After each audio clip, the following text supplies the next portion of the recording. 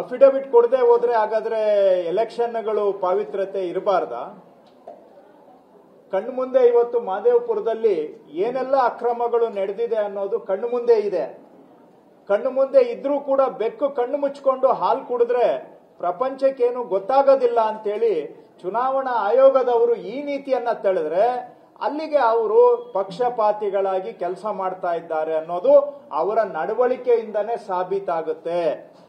ಇಡೀ ಸಾಕ್ಷ್ಯವನ್ನ ನಾವು ಅಂತಿಮ ನ್ಯಾಯಾಲಯ, ಎಲ್ಲದಕ್ಕೂ ಮೀರಿದ ನ್ಯಾಯಾಲಯ, ಜನತಾ ನ್ಯಾಯಾಲಯದಲ್ಲೇ ತೆರೆದು ಇಟ್ಟಿದ್ದೇವೆ. ಆಳಂದ ಮತಕ್ಷೇತ್ರದಲ್ಲಿ 12,000 ಜನಗಳ ವೋಟ್ಗಳನ್ನ ಡಿಲೀಟ್ ಮಾಡಲಿಕ್ಕೆ ಅರ್ಜಿ ಕೊಟ್ಟಿರೋದು ಸುಳ್ಳ? ಇದು ಎಲೆಕ್ಷನ್ ಕಮಿಷನ್ಗೆ ಕಾಣ್ತಾ ಇಲ್ವಾ ಕಣ್ಣಿಗೆ? ಅದು ಯಾರು ಕೊಟ್ಟಿದ್ದಾರೆ, ಆ ಫೋನ್ ನಂಬರ್ ಯಾರ್ದು ಅನ್ನೋವಂತಹ ಮಾಹಿತಿಯನ್ನ ಎಲೆಕ್ಷನ್ ಕಮಿಷನ್ ಅವರು ಯಾಕೆ ಹಂಚ್ಕೊಳ್ತಾ ಇಲ್ಲ? ಅದನ್ನ ಯಾಕೆ ಮುಚ್ಚಿಡ್ತಾ ಇದ್ದಾರೆ?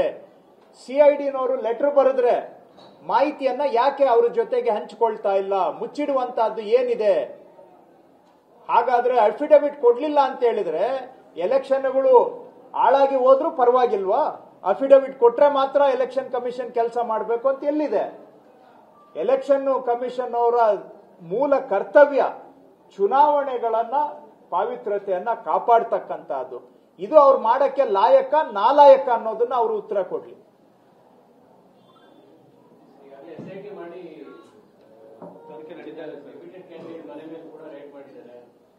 ಇದು ಬರೀ ಚುನಾವಣಾ ಆಯೋಗದ ಮೇಲೆ ಕಂಪ್ಲೇಂಟ್ ಹೇಳ್ತಾ ಇದ್ದೀರಿ. ಡಿಪ್ಯೂಟೆಡ್ ಕ್ಯಾಂಡಿಡೇಟ್ ನ ಇನ್ವಾಲ್ವ್ಮೆಂಟ್ ಇದೆಯಾ ಈ ಪ್ರಕರಣಗಳಲ್ಲಿ? ಅವ್ರ ಮೇಲೂ ರೈಡ್ ಆಗಿರೋದ್ರ ಉದ್ದೇಶ ಇದೆ? ಖಂಡಿತವಾಗಿ ಈಗ ಚಪ್ಪಾಳೆ ತಟ್ಟಬೇಕಾದ್ರೆ 2 ಕೈ ಕೂಡಿದ್ರೇನೆ ಚಪ್ಪಾಳೆ ತಟ್ಟೋದು.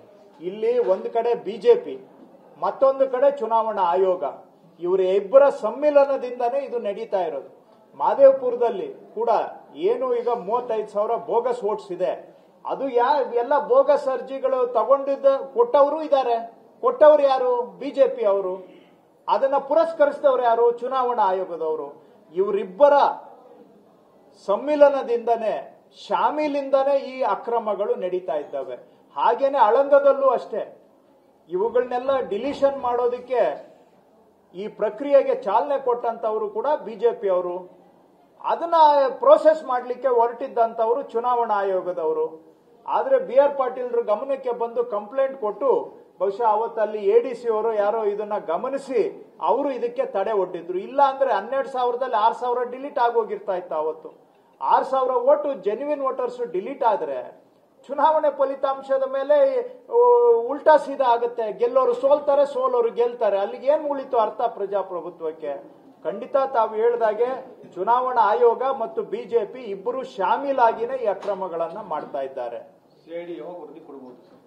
ಗೊತ್ತಿಲ್ಲ, ಅದು ನನಗಷ್ಟು ಗೊತ್ತಿಲ್ಲ. ಎನ್ಕ್ವೈರಿ ತಮ್ಗೆ ಗೊತ್ತಿದೆ. ಅವರು ಎನ್ಕ್ವೈರಿ ಇರೋವಾಗ ಅವ್ರು ಏನಾದರೂ ಡಿಸ್ಕಸ್ ಮಾಡಿದ್ರೆ DG ಹೋಮ್ ಮಿನಿಸ್ಟರ್ ಹತ್ರ ಡಿಸ್ಕಸ್ ಮಾಡ್ಬೋದು. ನಮ್ಗೆ ಅದು ಮಾಹಿತಿ ಸಿಗೋದಿಲ್ಲ.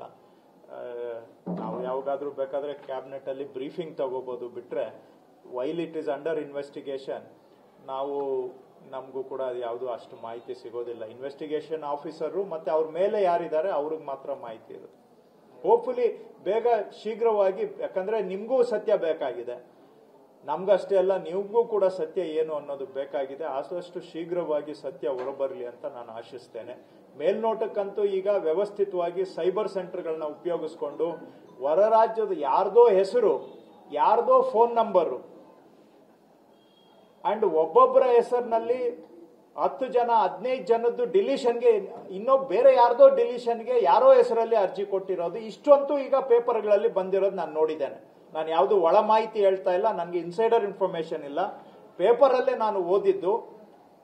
ಯಾರ್ದೋ ಹೊರ ರಾಜ್ಯದ ಲೇಬರ್ ಅವ್ರದ್ದು ಫೋನ್ ಅನ್ನ ಯೂಸ್ ಮಾಡಿ ಅವರ ಫೋನ್ ಕೊಟ್ಬಿಟ್ಟು ಅದರ ಹೆಸರಿನಲ್ಲಿ 10-15 ಜನ ಜೆನ್ಯುವಿನ್ ಆಗಿ ವಾಸ ಇರುವಂತವರ ಮತದಾರರ ಡಿಲೀಷನ್ಗೆ ಅರ್ಜಿ ಹಾಕಿರೋದು ಇಲ್ಲಿ ಇಷ್ಟಂತೂ CID ಎನ್ಕ್ವೈರಿ, SIT ಎನ್ಕ್ವೈರಿಯಿಂದ ಇಲ್ಲಿವರೆಗೂ ಹೊರ ಬಂದಿದೆ ಅಂತ ಮಾಧ್ಯಮಗಳಲ್ಲಿ ನಾನು ನೋಡಿದ್ದೇನೆ.